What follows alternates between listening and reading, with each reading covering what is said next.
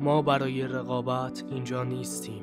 ما اینجاییم تا نشون بدیم چطور این اتفاق شکل گرفت.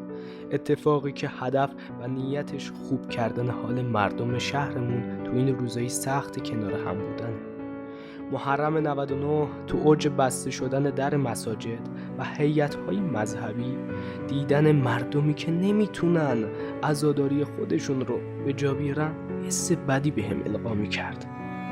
ما تو کانون شباب المهدی تصمیم گرفتیم که این مشکل رو حل کنیم. تعزیه سنت قدیمی ایرانی هدف خوبی بود که هم مردم میتونستن تو فضای باز عزاداری کنند، هم مکتب امام حسین علیه السلام زنده بمونه.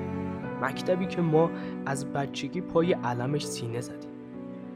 اشک رازی است میان عاشق و معشوق.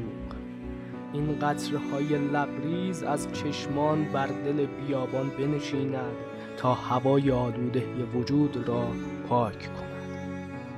اشک‌ها، حاجت‌ها، نیازها، دست‌های خالی، مردم اینها را با خود به مراسم می‌آورند، جایی که حتی شمر هم تاب نمی‌آورد. مستان همه افتاده و ساقی نمانده،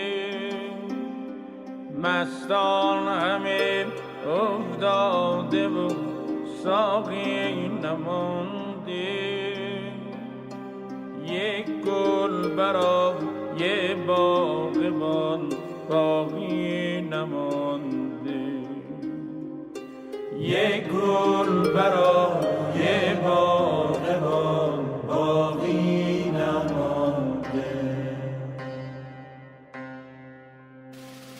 صحرا همه گلگون شده، صحرا همه گلگون شده، هر بلبلی دلخون شده، مظلوم حسینم، مظلوم حسینم.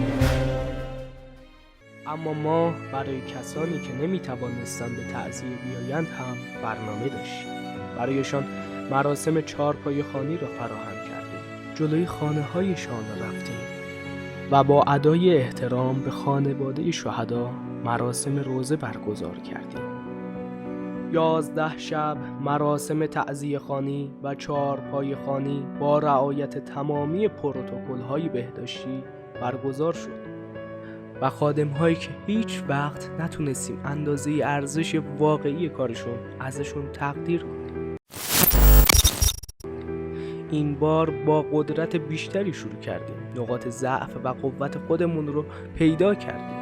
ما فهمیده بودیم حضور یک گروه مردمی توی یک مجموعه میتونه خیلی مفید و مثمر ثمر باشه.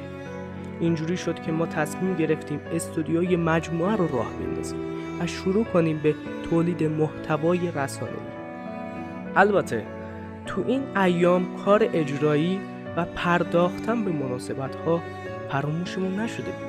ما برای سردار سلیمانی و آیت الله مصباح یادبود گرفتیم و ایام فاطمیه هم با جمع مختصر خودمون مراسم برگزار می‌کردیم و همه اینها رو با پوشش رسانه‌ای به دست مخاطبینمون توی خونه ها رسوندیم.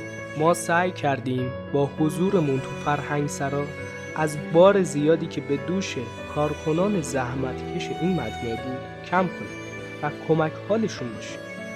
عدد 13 که به اعتقاد خیلی ها عدد خوبی نیست، برای ما خوشیوم بود و تونستیم با کمک هم توی ساخت اثر 13 خوشیوم در روز ولادت امیرالمؤمنین پا به قاب تلویزیون بذاریم. شروع کار بعدی ما تولید سری 4 خونه بود که قسمت اولش با موضوع اعتکاف پخش شد. باشگاه نوجوان شابینا، کافه گیم نوجوان، استودیوی تخصصی نوجوان، پروژه کتابینو و مرکز دوبله نوجوان جزو برنامه‌های آتی ماست. تو دوران کرونا تلاش برای کم کردن مشکلات و بالا بردن روحیه همشهری‌هامون کوچکترین کاری بود که از دستمون برمی اومد. آینده هر سرزمینی رو جوونا و نوجوانای اونجا رقم میزنن. ما هم هدف نهاییمون رو آینده سازهای این مرز و بوم قرار دادیم تا با انگیزه و خلاقیتشون شهرمون رو زیباتر کنیم. این تازه شروع ماجراست.